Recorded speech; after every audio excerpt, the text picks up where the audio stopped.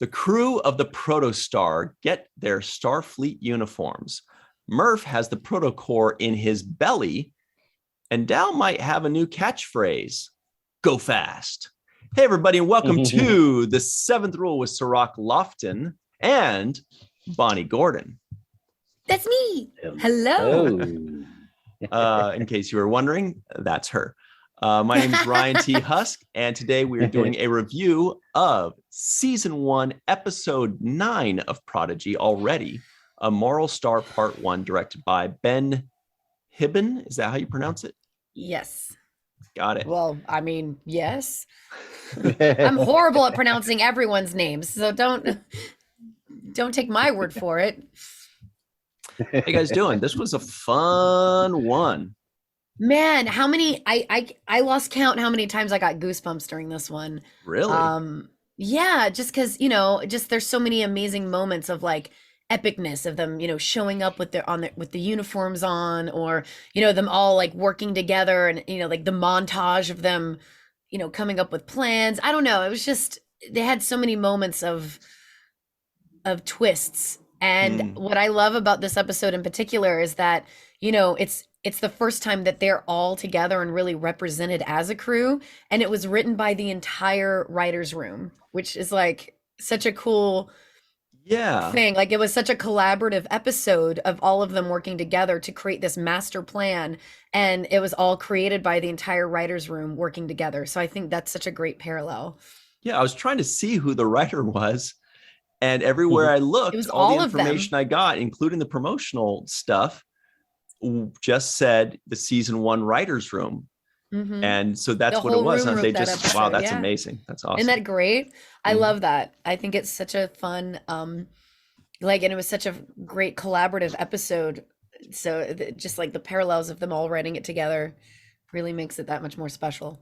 All right, Stalk, enough. Out with it. You were fooled when they had Murph hiding in Zero, right? In the fake Zero. Yeah, I was too. Fooled. I was totally fooled. They had me fooled. Except that I did know that Murph had a big part of the plan, because they're like, "Okay, Murph, it's it's on you now," or something. Time to play dress up. Yeah. Yes. So we were waiting to try to figure it out. Yeah. Right. So I wasn't sure what Murph's role was going to be, or how they were going to do that. So they did fool me. I'll have to say, I was watching it thinking that was Zero, and clearly it wasn't. So good job with that. I really love this. This first season has been awesome. The pace has been exceptional, in my opinion. Yeah. They have really developed the stories and the characters well on this show, and the pace of it is really just it keeps me glued to the screen. And it seems like they make these very grandiose left turns when I'm not expecting it, right? Like, I didn't know they were going to shoot off over to where they shot off, and then I didn't know they were going to come back and try to, rescue everybody on that mining colony. And seeing like that little kitten character again was kind of my favorite. I know the entire. I'm waiting for her to join the crew, man. I was like, it might happen. Right? She's the cutest thing ever. And honestly, I know the Trek Twitter was pissed when they left her. And they're like, they better, hashtag save the cation, and I think that was kind of the Bonnie, I want to correct you. Trek Twitter has never been pissed. I've never seen any evidence of this about anything. Yeah, right. Well, they were peeved that the cation was not a part of the crew, that the cation was left behind in the mines. Yeah, that way. And we were all, because that little cation is so innocent and young and looks very fragile, and to be left in a really hopeless, desolate place like that colony is like the worst scenario for that cation. But I just like the way the stories progress. Look, we've been watching the show now. This is the 9th episode of the first season, and they're just now putting on uniforms, which is great. This is great. They took their time. They developed their chemistry first. They found their roles. You're in the engineering. You're doing this. You're doing that. I believe now it seems like there's no real question that Dow's the captain, right? He's really Good point. stepping into that role. He's kind of grown into that. We've seen him mature. He's stepping in and stepping up. Yeah, he's stepping Yeah. up, and he's learning from his lessons. It's like another reason I like the episode was because they brought up the Kobayashi Maru, and he was like, "This is our own Kobayashi Maru, right? This is we're in a lose-lose situation here." And I think it was great because it almost was like a callback to the other episode where he was trying to figure out the best way to make it happen, right? So you see that he has learned from that experience. And I like to see that he has learned, and I like to see that there has been growth in Dow, and that he is now kind of saying, okay, the responsibility of my crew's life is in my hand. There's decisions that I have to make that are going to affect people, and I realize the weight of that responsibility. So I really see a lot of growth in his character too. I just want to point out really quickly, and I hadn't planned on doing this, but when you mentioned the uniforms and how they're growing into Starfleet, I just want to point out, for like the 50th time we've mentioned this, but the people that are creating new Star Trek are so great with the community. Check this conversation out from last night on Twitter. So you have Terry Matalas, who I believe is the showrunner of Star Trek Picard. He shows this picture. He says, Bridge Day. Mike McMahon, of the showrunner of Lower Decks, by the way. We've had him on our show a couple of times. He says, yo, Terry, you got warp cores in this show? So now we've got the showrunners of two shows going back and forth. He says that like hyperdrive, nice Star Wars joke in there. Mike McMahon responds, it's like Stargate for Battlestars. Then our friend Aaron J. Waltke jumps in and he says, we have 2 warp cores on our show and a baby star. So now we got 3 shows kind of duking it out. Mike McMahon, and here's the point of this. Mike McMahon says, tell me when you have some Starfleet officers too. And Aaron gets an A+ for this response. We're working on it. And I'm like, that is the cutest thing ever. They're working on it. They're getting there. They'll be there soon. And they finally got their uniforms. So everybody at home, follow those people. They're great people. And, it's going to keep you smiling all day. But did you notice, I looked for it and maybe I just missed it. Did you guys notice that there were no like colors for divisions on there? I was looking for maybe like a red stripe or a purple, and not purple, but like gold or blue. Yeah, it's almost like they're in a ranking system of their own. They're all like, I'm not quite sure how it works. Maybe like with cadets, you don't get to decide what color you are yet or something if you haven't chosen you're right. career path. I think when Nog was a cadet, he was just in all gray and there was not any kind of colored stripe. That's what I think. So I think they were kind of, that might have not been the reason being, but I feel like maybe that's what they were trying to show, is that they're all dressed as actual cadets now, making them, believe what they have always said that they were, and now actually becoming what they said they were. No, but see, when Nog was a cadet, he did have the red shoulders too. He had the That's red right. on the He top, did have the red. Yeah. So I don't know. It's just a protostar thing, man. USS Protostar. Deal the with colors it. are. Yeah. Obviously, the colors are what you make of them. It's kind of like that. Black and gold, blue and silver dress that you couldn't tell the colors of. That's exactly how their uniforms are. Some people are seeing colors and some aren't. Black and yellow. I don't know. I got nothing. Yeah, I did a little schematic of the uniforms. Cool. Hang on, Nice. hold it up. There we go. Looking at Ooh. people need that. They're going to be designing that right away. Yeah, I thought the uniforms were cool. I really liked them. I like the fact that they all got on the same page and decided to wear their uniforms and say, hey, let's do this, as a crew together, as a team. Also a great moment with Janeway when she's like, "Oh, I feel underdressed," Yeah. and she she puts on changed. she puts on yeah. They seemed like the tuxedo type uniforms to me. They had that like dress up feel. Mhm. Oh yeah. So I did like them. I don't know what the occasion was or why specifically those. I also like the fact that they're withholding a backstory from us about the diviner's intent and use for the protostar, whatever happened in the past. I like there it is. I like the withhold of that information and kind of us, finding Yeah. out little by little what's going on, what's happening. There's this mystery there. Well, and I feel like in every good story, with when you create a villain that is truly, I feel like, let me backtrack. I feel like every great villain in any good storytelling doesn't think that what they're doing is wrong. And I feel like Right. that's what they're doing kind of with the diviner. Obviously, there's a purpose to why he's looking for the protostar, why he's doing what he's doing. He even says, directly to Gwen, like, the reason I chose the ship over you because I was blinded by my duty.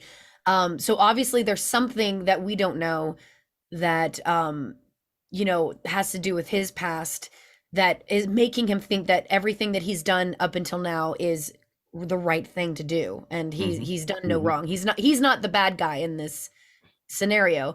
And again, that's how you create the best villains, always, is when they don't think what they're doing is wrong. Mhm. They're Right. by They doing say bad things, it's for the greater good in a way, which is they never say every Mhm. antagonist is a protagonist in their mind, because exactly. otherwise, There you go. the key word you used, I think, initially was when you said good. Every good villain, Good. because otherwise they're not going to be a good villain if Right. they don't have their own real and true point of view that we just happen to think makes them a horrible person. But in their mind, they're like, well, no, I'm just going to wipe out this race. Who cares? It's because I'm doing this because I want $5 or whatever it is. Yeah. No, because I'm trying to save this flower. Yeah, whatever it is. Like there's a reason that justifies, and that's how we rationalize our behavior, all of us. Mhm. Whenever we do things, we try to find, well, I had to do it because I was late. I had to speed. I was, late for work, or it was an emergency. Well, we're not villains, but we're not villains, but we Pretty close. rationalize our behavior as best as we can. And I feel bad for Gwen in this situation. As I watch this show, I feel like each one of the characters has their own trauma and their own origin, so that leads to their trauma. Obviously, being a prisoner in a camp is no fun, and Gwen didn't have that kind of prisoner experience. She kind of set up. Right, she sat up top in the, on the throne over there, kind of looking down on those prisoners. But what I do feel when I watch her character, and I feel for her, is that she is being emotionally used and tugged by her father in this kind of a way, because there's part of her that wants to just like disown him and say, he's bad for me and he only has bad intentions for me and he's misleading me and he's lying to me, and then there's the part of her that says, this is my dad, he's raised me, he's taught me a lot of things, maybe he does want the best for me. So those kinds of things are really the polarity that I see tugging at her, and I feel for her emotionally having to go through that. She's being manipulated, in the most obvious way. It's sad. But, again, there's things that the diviner says where there's moments where he actually does show affection and obviously cares about her, more so than he has shown in the beginning.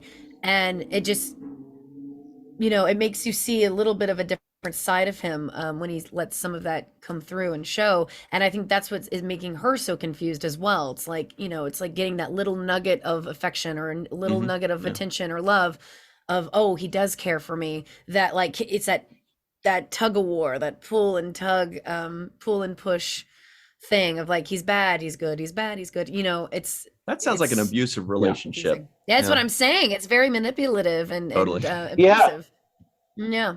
And as you were saying that, Ryan, how much does this remind you of Gul Dukat? I knew you didn't even Yeah. have to say it. I was already there with you. I was like, I know where he's going.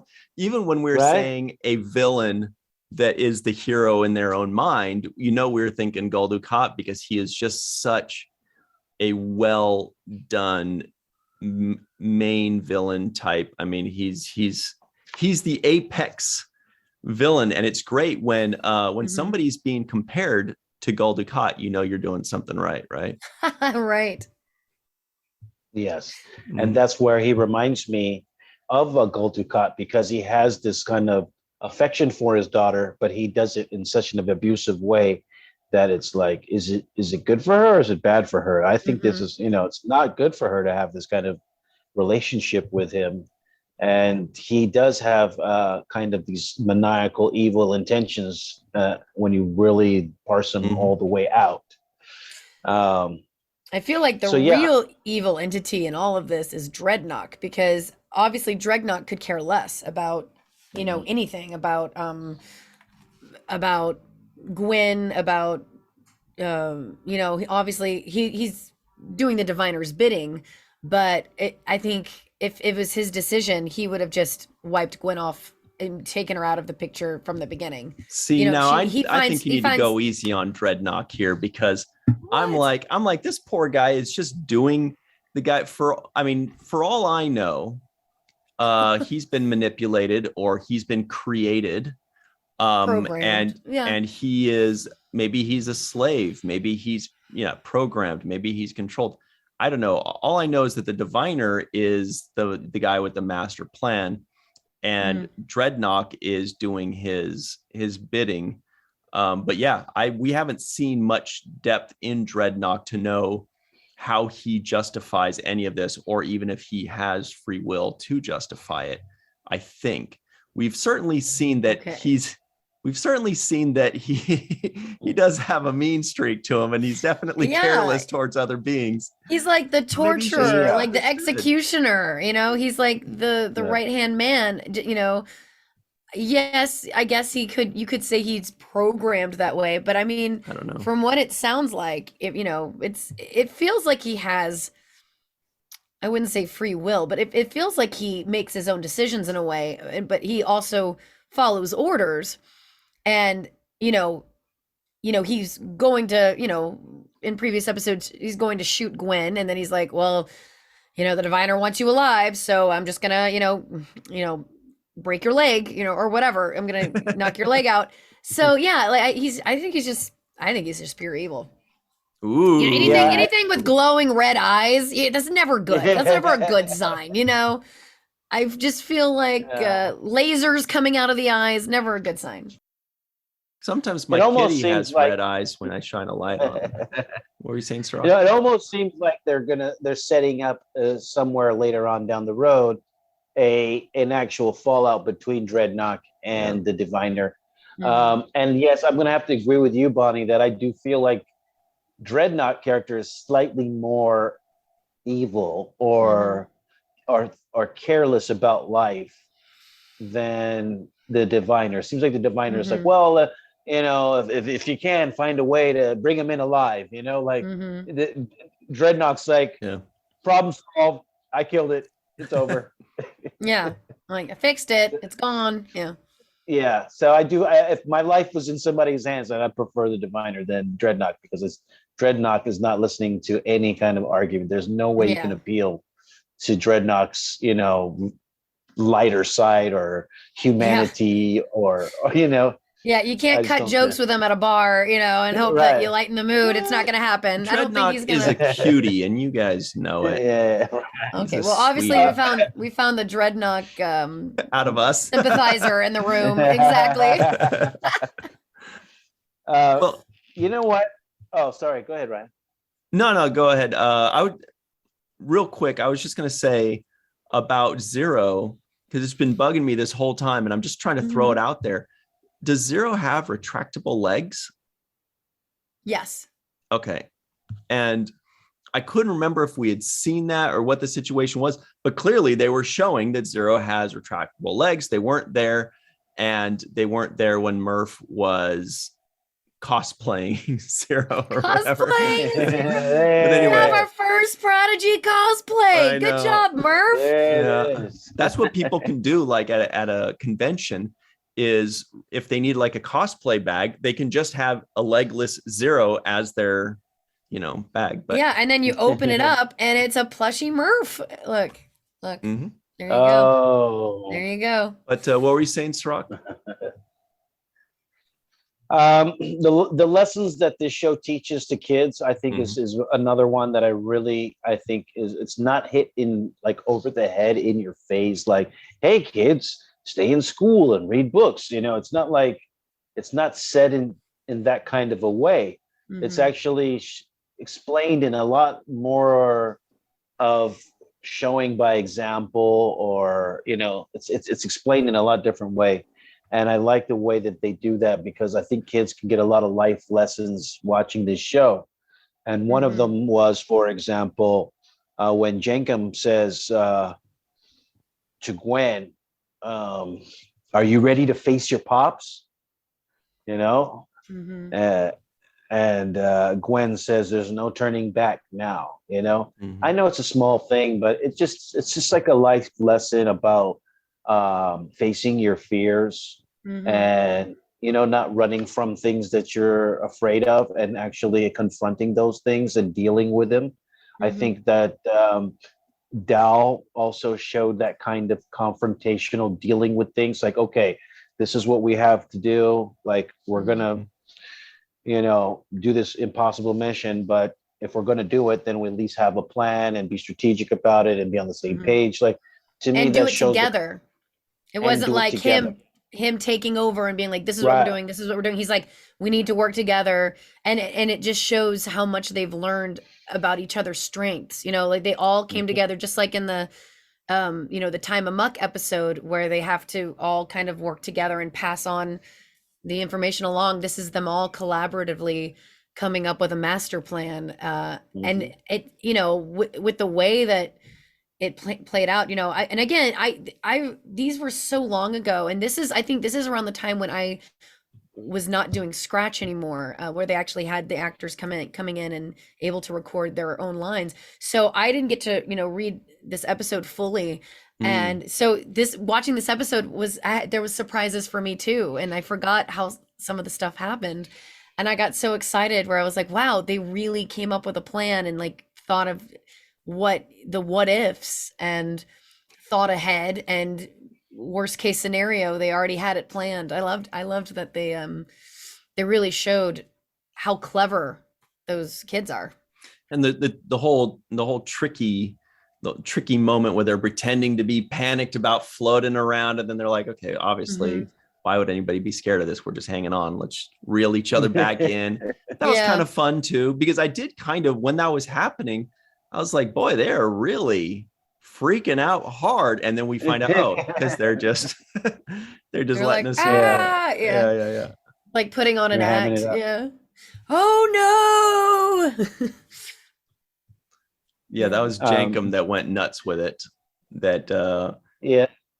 One of us is going to have to develop a Jankum Pog impression, because I was about to try to say one of his lines, but I was like, I don't have confidence. Jankum Pog. All right. Okay. I think so. Cirroc, can we hear yours? That was good enough for me. I'm going to go with that one. Yeah, let's just do that so we don't embarrass ourselves. But I did want to say that I thought Janeway gave the best speech in this episode.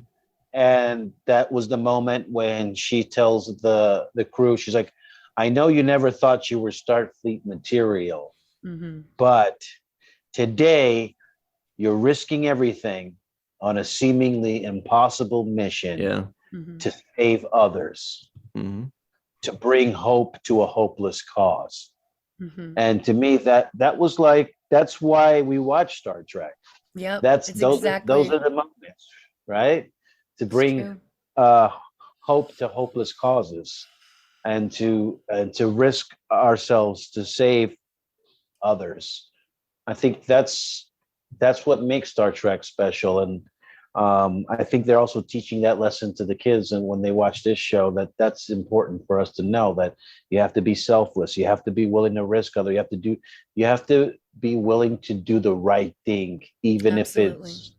if it's risking your your own life, and they're teaching those kinds of lessons on this show, which is why I'm very pleased to watch it. Very happy with the progress of the show, and I think the storylines are interesting. Yeah, they've done such a good job. And, we say it every episode, like kudos to the writer's room, but literally kudos to the writer's room, the full room for this episode, because I feel like it's Star Trek storytelling at its best. And, the fact that it ends on such a cliffhanger, it's like, oh no, come on. Everyone's dying to see what happens next week. So, yeah, and that's the whole point. And also what we got from Janeway was we got Janeway cosplaying Dark Janeway. And it's she like got, mirror, she got it's like mirror hologram. Yeah. Right. And she didn't have to put on a goatee. So what I want to see is people and conventions that, sometimes people cosplay Janeway. Imagine if they're cosplaying dark, evil, holographic Janeway. That would look really cool. Because I noticed like she was like paler.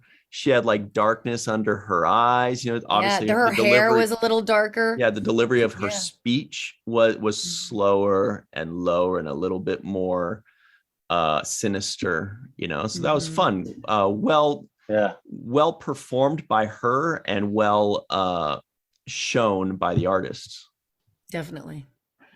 Yeah, there was a wrinkle in her brow, like a kind of her eyes were more sinister looking. Yeah. She had dirt in her fingernails. There were all kind of things. She had dirt in her fingernails? I didn't notice that. Really? No, I'm joking. I was like, wow, that is an interesting detail for a hologram. These guys are good. Wow, what Give her a scar. a coffee stain on her thigh from sweat-soaked shirt. Oh my stinky god. feet. A Viking coffee mug, like a real big, like. Ooh. Yeah. That's what I want.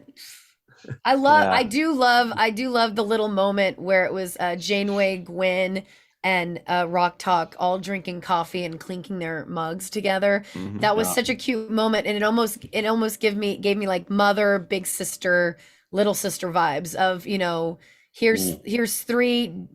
I mean, obviously Janeway's a hologram, but it's like three generations of three, age levels of women all working together, making something happen. And I just love that Rock Talk is drinking coffee like this little like 8-year-old alien child. And she had a pretty big mug, so I'm eager to see how much caffeine it takes to get Rock Talk on edge. I swear I really want to see them keep at least one of the unwanted, because they've done such a good job of making those aliens all look like different and interesting and clearly have a story of their own.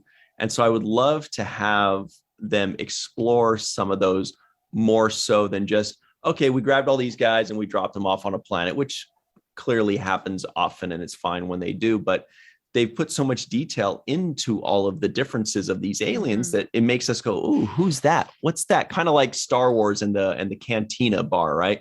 Or the Cantina. The Cantina bar would be redundant, but people would see that and they'd be like, what's that? Cantina. What's that? And we want to know more about these different aliens. Obviously, number one is the cute little kitty.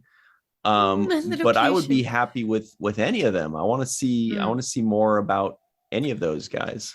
And now that the Protostar crew are wearing comm badges, which obviously act as universal translators, they're going to be able to communicate with the unwanted. Good point. And that'll be the first time they'll all be able to communicate with each other, since living on this mining planet. So it's just so I'm eager to see them actually being able to interact and getting to know each other and actually forming some kind of alliance of any kind, or finally getting the chance to communicate with the people that they've been working alongside for right that's a good Lord point. knows how long.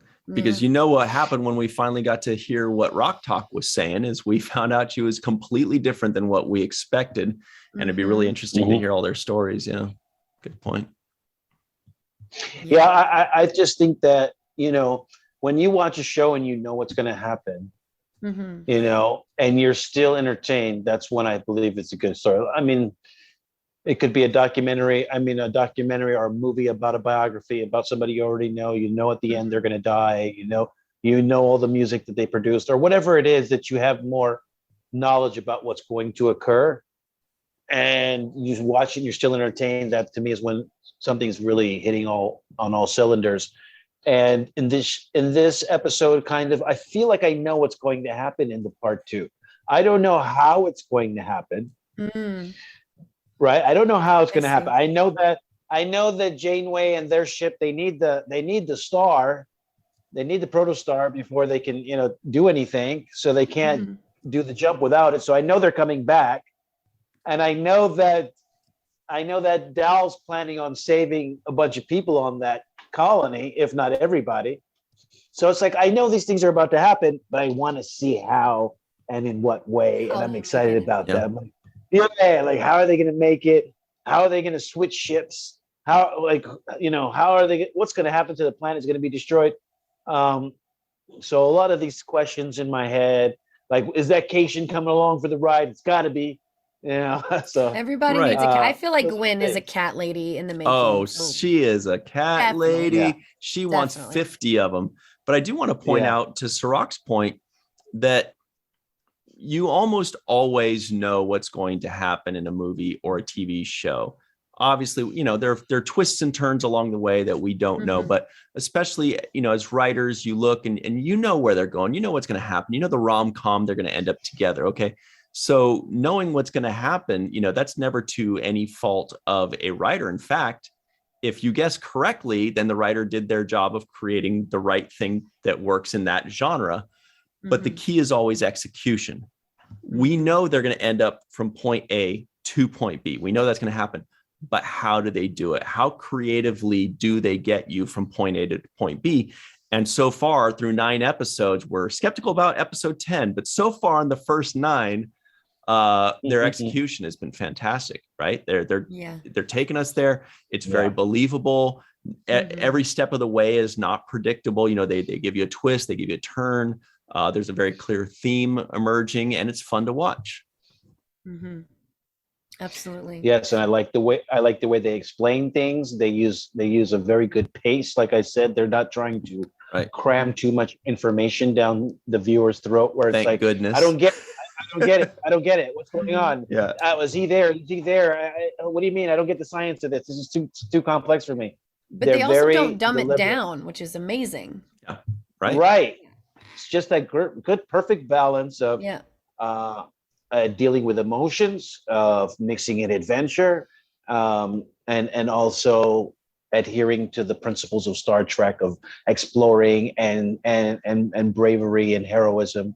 So I just think that you know, out of the gate, this show has really set a great tone. It's established who the characters are early, where I can identify them all. I feel a connection with them. I feel that they have a connection with each other. And they are really starting off on an amazing foot on this show. I'm looking forward to this. This is going to be the final episode of the season. Of this first half of the season, until the end of this year, they'll release another 10 episodes in theory. Okay.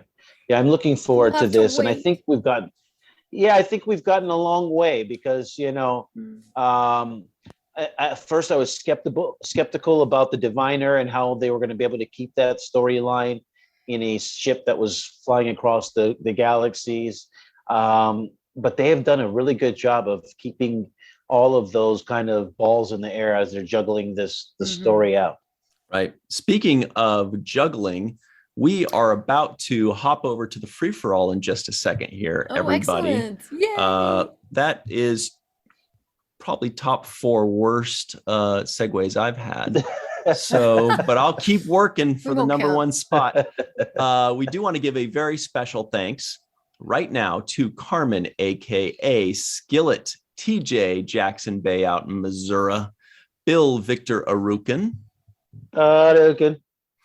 Yvette Blackmon, Tom, Homer Freezy out somewhere in New Yeezy, Eve, England out in Wales, Dr. Anne-Marie Segal, Mr. Titus Mohler, Tim Baum, aka Grandpa One, Darlena Marie, John Mann, Rex A. Wood, Dr. Mohamed Noor, Joe Balsarotti, Tierney C. Dieckmann, Ed Mower, Anil Polat, Anil K. Chander, no relation, Anil. Thomas Collings, Lawrence Neals. I just like when you said Anil, like doctor, Isaac Stalk, Ed Jarot, and especially our friend, Dr. Susan V. Gruner. So stick around for the free-for-all, everybody. We'll be right back on the 7th rule. Hey, everybody. Welcome back to the 7th rule with Cirroc, Lofton, and Bonnie Gordon. Hello. This is it. We are reviewing Prodigy episode 9 of season 1, entitled, wait a minute, let me pull it up real quick. Entitled A Moral Star. Thank you. Part 1. Part 1. Part 1 to be continued, my darlings. My name is Ryan T. Husk, and I'm going to edit that 4-second pause out. We are joined by Dr. Mohamed Noor, Melissa Longo, TJ Jackson-Bey out in Missouri, Homer Freezy out, you guessed it, somewhere in New Yeezy, and Dr. Marie Segal. Hi. Woo. It's a fun one, right? What a group. But it's so good. It's so good. I thought there was Yeah, more. it's good. I don't know what else. It had like major, like Voyager season 2 to 3 had a really great cliffhanger. The basic, just basic. Yes. Sorry, there's no where like the crew except for Tom Paris is left on the planet, and then somebody takes their ship, and it had that was like at the end of the season, amazing. right? Yes, it was a 2 to 3. Yes, with And so you had to wait. Him. You had to wait months to see what happened. And this had like total vibes of that amazing twist and like coolness going on. And yeah, we only have to wait a week. I mean, a long week. But just a week. Wasn't it Aaron Walke? I think it was who tweeted something like, "This is what we had to do for Best of Both Worlds Part 1," and he showed this picture of the TNG screen with "To Be Continued." Remember that summer? That was a long summer. Was Like, so long. And it wasn't just that on the screen. The music like was just driving home the point that dun dun dun dun dun dun. Yeah. And it just kept going like with this black screen. Yeah.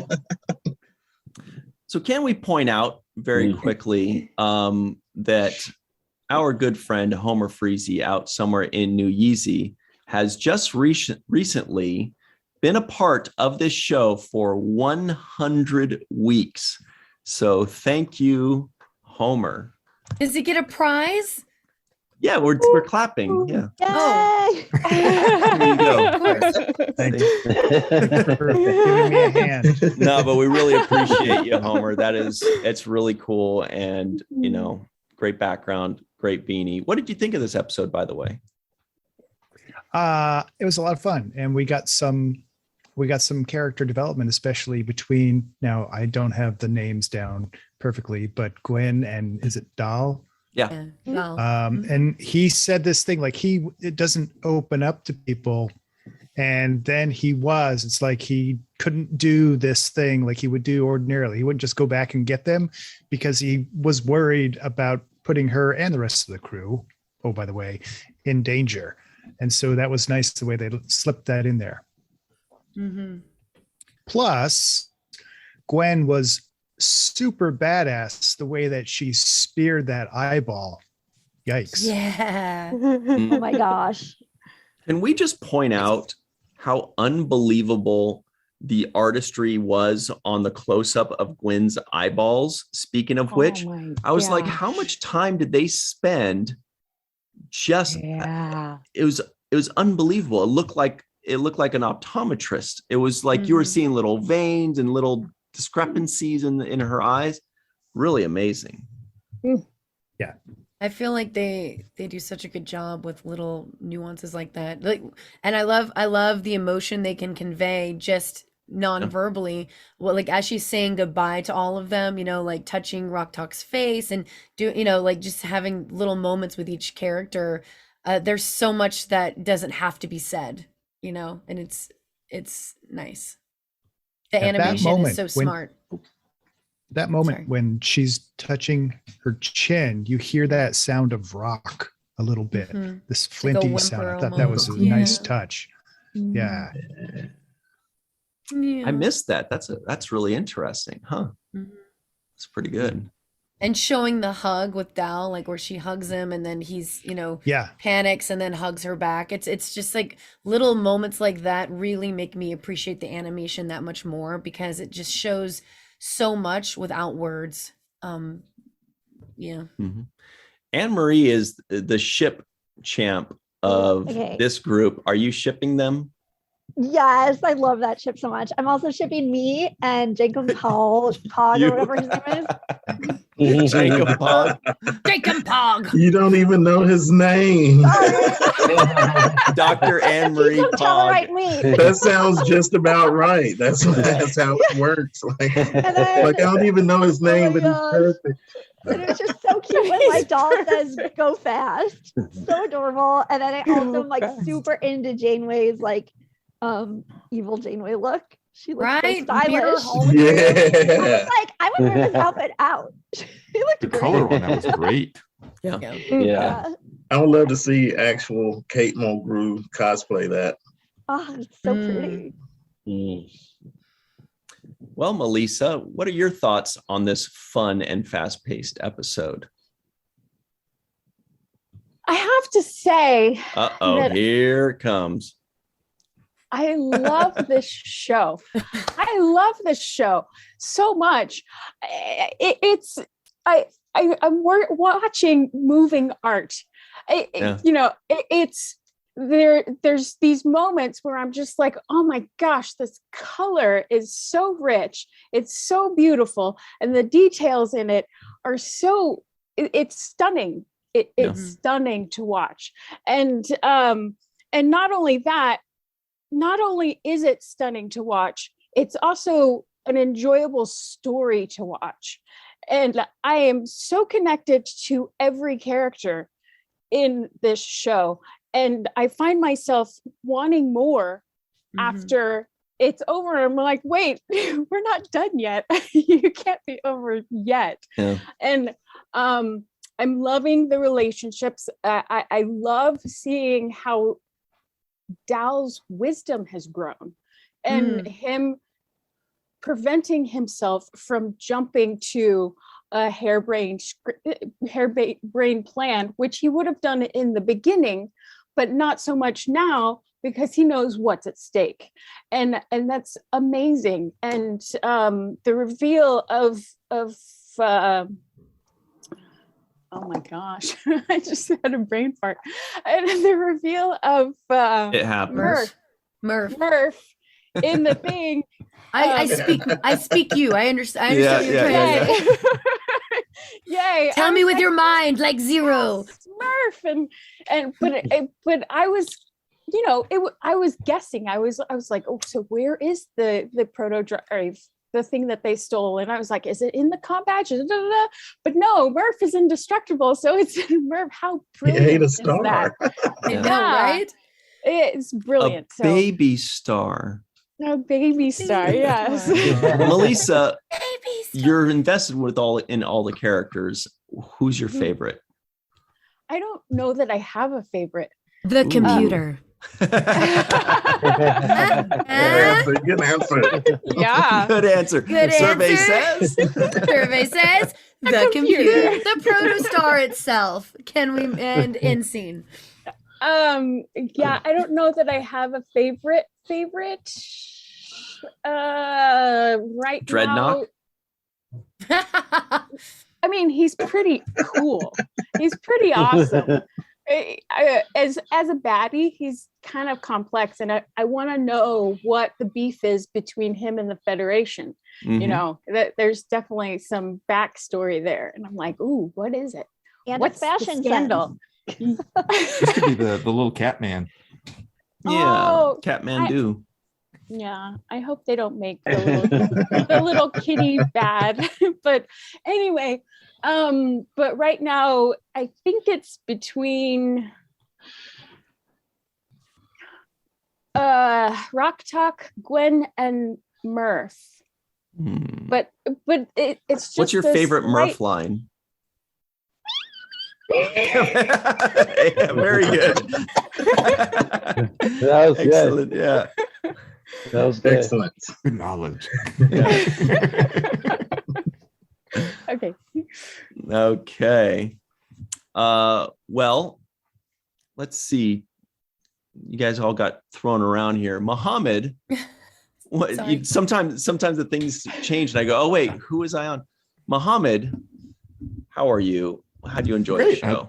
I love the episode. Oh my gosh, it was really fun watching it, and then watching it again, knowing how it ends, and then seeing all the little bits, like, oh yeah, they did reference that. Oh, Yeah. and yeah, I love that. And actually, there are two things I thought one was a revelation, and one was kind of a build, which is something that I like for the show. In general, I like that the show, even though it's fairly episodic, it does have elements to pick up. So like Murph's indestructibility seemed kind of arbitrary before, but here it was absolutely plot critical. Yeah. So that was really nice in terms of a build. I like that. Little random thing I thought was funny. Did we ever know before that Dahl had prehensile hair? Like could like hold things with his hair? I don't remember noticing that before. I was like, wait, what? Oh, You could do yeah, that? I don't think Thank you for telling us what prehensile means so that we didn't have to ask. Okay, so Well, it could like a hold prehensile stuff. tail. Like, I you know, didn't know like- that it could hold. No, we knew that it looks very like worrisome. Like I always feel like it's going to get cut or harmed, Oh, but I always want to so go it could cut hold it. stuff now. Yeah. Yeah. Well, it's very much like a rat's tail that a Jedi would have, and and you just want to go, like get it off. It's skin Uh, though. The fact that it actually moves and can hold things is both cool and disturbing in my mind.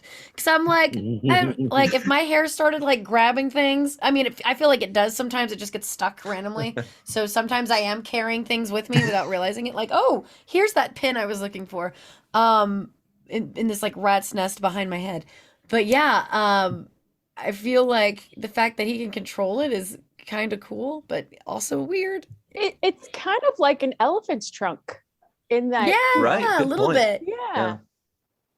That's I mean, pretty it's- cool. Or like a the animals that monkey's can hang from their tail. tails. Yeah, Oh, exactly. So, yeah. monkeys that can hang from their tails. Those are the Yeah. prehensile I don't think tails. it's that Yeah. strong. I don't think you'd be able to hang from it, but I definitely, you could definitely hang like a coat on it or something if it was lifted up. Just be like, here you go, kind of like what my That's a good sisters used to feature. do to me with my headgear. They just would like hang their hangers on my headgear.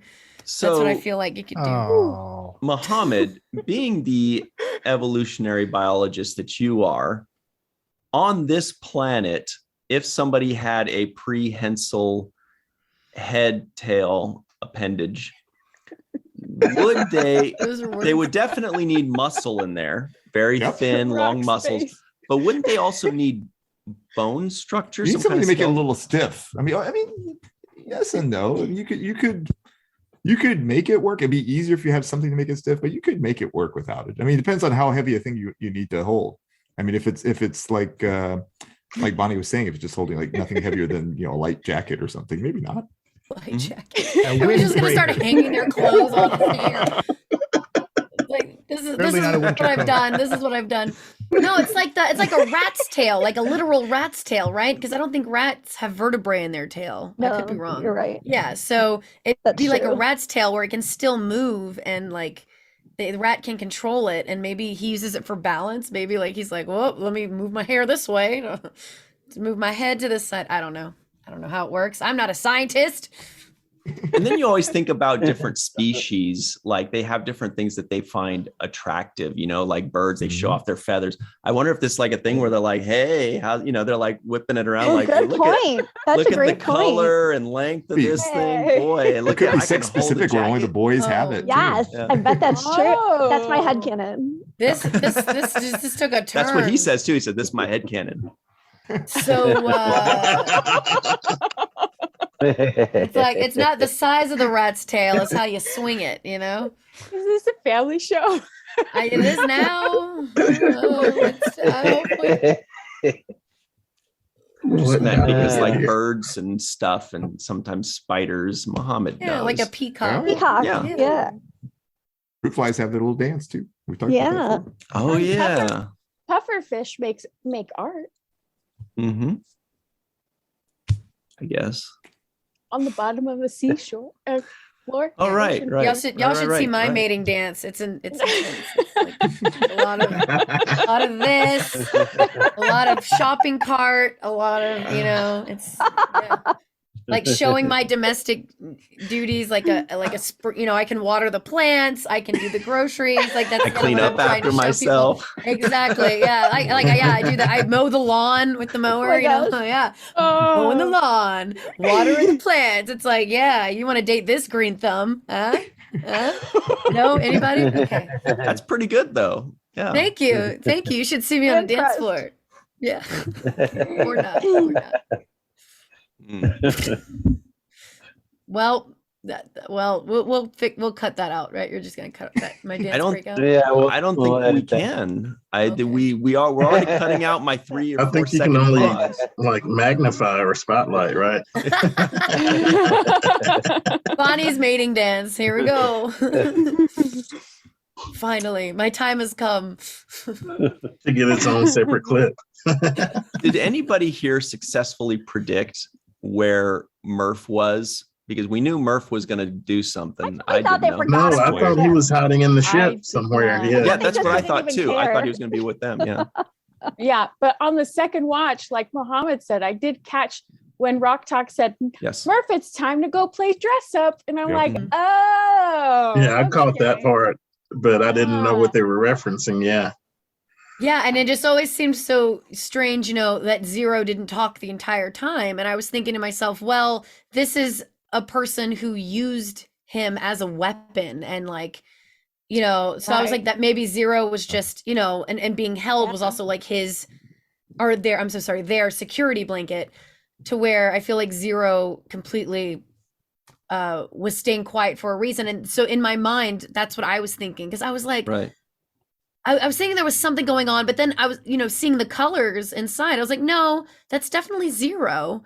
I they was fooled wondering the me. same. Yeah. Like, why is Zero just getting dragged around like a football? And That was the thing. It's- Just yeah, 'cause they were like they're just throwing throwing Zero. them. Like, why can't they just fly Right. faster than them? And then once But you that find makes out the sense then, yeah. answer, you go, oh, they were Exactly. giving us hints, and we just That's the Smart. great thing guessing. about the show. They do that within Yeah. episodes and across episodes. They're really good about that. I love it. It's smart. It's smart. Yeah. I was saying earlier how much I love that it's a episode about working together and being collaborative, and it was written by the entire staff room. I just think writers room. I think that's just so cool. It's such a fun little parallel to the episode. Yeah. That's Like great. not only that, but like it's definitely one of the best like group efforts in all of Star Trek. Like it's so smooth. Mm-hmm. Mm-hmm. I Mhm. feel Speaking like of it smooth. like each writer got to T- put their own yeah, little T- spin on it. TJ, what did you think about it? I think we missed you. Oh, TJ I Smooth Jackson. did not Yeah. like this episode. I No. loved it. False. Yeah, there we go. I was We all blown had a away by moment this of- episode. I was blown away, and when it, I knew it was a part one, but when it ended, I was like, no, I need to know what's gonna happen. It was great. And the smooth moment I was gonna bring up was the uniforms. Oh, Yeah. When they So stepped out nice. in the uniforms, like I saw Dal looking at his, but I didn't expect everyone to come out in one. And so, like when he stepped out and Gwendolyn stepped out, I was like, "Where's Rock Talk? I want to see Rock Talks." And when she stepped out, I was like, Yes. "Yeah!" Like, Yeah, I love how they literally each got a screaming. moment of stepping up in it. Yeah. So that was awesome. That was Because awesome. Zero's was This- like painted on or like patchworked Yeah, on yeah. to them. Yeah. Body paint. because I was Yeah. wondering how that was gonna work. Like, how's this uniform gonna work? And then it's neat that Janeway, saw them and was like, "Well, I want to step up too." Love that too. Yeah. So it's It's also- awesome because the EMH Right. didn't have capabilities to like change his outfit, but now Yeah. they've like clearly updated their hologram system so that they can do their own clothes. Was the EMH really not able to? I would bet No, that so he like when he was an opera singer in Virtuoso, Balana had to help him with costume changes. He did when he became Right. the emergency But- command hologram that one time. Yeah, I did. was about to say when it changed to the command color when he was Yep. when he That was became minor, though, yeah. emergency command. Hmm, But that interesting. also wasn't something that he was technically able to control. Janeway Yeah. gave him permission to become that. Yeah. So yeah. The ECH. Well, I love we only have a couple minutes left. Cirroc, what were you saying? Final thoughts? Oh, yeah. Final thoughts, really quickly. One was I thought it was funny when the diviner was like done with Janeway and was like, override the program and get her out of here, basically. And as she was dematerializing, she acted as if it was painful for her. Like, Yeah. I know. I'm like, aren't you all? So I thought that was funny. The pain that she was feeling, supposedly. And the other thing I liked, though, was the kind of opening up that Dal did about his fear of returning back to the place. He's like, it's not the same like it is for you. I've been spending my whole life trying to escape that place, right? And it's a miserable place to me. And now you're asking me to go back to some place we successfully got out of, which is that was like a 1 in a million just to do. So I felt his pain right there. And I like the way they vocalized that, because that to me is really the lesson for children watching about facing their fears and about, not being afraid to confront those things and stand those and look those things directly in the eye. And I think that's the message for kids. It's not just for Gwen, who's, facing her father. It's also Dal, who's facing his fear of going back to that place. And then I really like Jankum's speech when he was like, "This is impossible. This is no way it's going to happen. Oh, But yeah. I'm down. Let's do it." Yeah. There's no way Jacob Bob will survive this, so let's go. Yes. He's Excellent point. Yeah. He's co-op a lot in training, right? Yeah. Yeah. I liked it. I liked it. They actually did use the phrase, what was it? Hopeless cause. Yep. Mhm. Right. Yeah. I don't know. I totally would have gone to the Federation and then brought them back, because I felt like those odds might be a little bit more better. But Right. it's nice. we that- wanna it was see the commendable that Federation. they're brave. Yeah. They don't know I mean, the but- Federation yet, right? So I mean, You it's a don't, risk. but you could send a message too at the Buoy? same time. You can Right. you Oh, can buoy. go there and then send a message at the same time. So I do Right. both. That's Actually. smart. Good That's a point. And really when good you idea. think about it, Anne-Marie, technically they did send Starfleet because they came as Starfleet. Ah, Yeah. yeah, Fair it's point. not just cosplay. Mhm. And they brought There's Janeway levels. along, so Yeah. she's Starfleet. Oh my gosh, so good. All right. Well, we better run. That's our time. Before we go, once again, everybody remember that none of this would be possible without Homer Freezy out somewhere in New Yeezy. So thank you. And by the way, that nickname was given to him by TJ Jackson-Bey. So thanks so much, Homer. Everybody at home, if you find him floating around in a Facebook Star Trek group or on Twitter, tell him thank you. And his real name is Homer. Frizzell, by the way. You'll be like, they're Googling their Freezy. Can't find a Homer Freezy. Thank you. Thank you. It's been a lot of fun. Mm, And continues Yeah, to awesome. be. excellent. You look Yeah, like thanks, you man. look like you're about to do a co-op mission on the bridge. Yes. You're about to like. Yeah, It looks He's like in- you're Section 31 or something about Chain to- of command. Chain of Yeah, command. Yeah, I've got Oh. something Yeah. going down at 2000. So I gotta be ready to go at moment's notice. I have my Nice. That's quiet right. shoes on. Yeah. Oh, that's right. Quiet shoes. Yeah. Can't let them hear you coming. He's gonna keep practicing in those caves in the holodeck till he gets it right. Yes. That's You right. can do it. Step We over the believe. twig. Mhm. All right, everybody. Thank you very much for joining us, and everybody at home, thank you so much for joining us. We'll see you next week, and until then, always remember the seventh rule.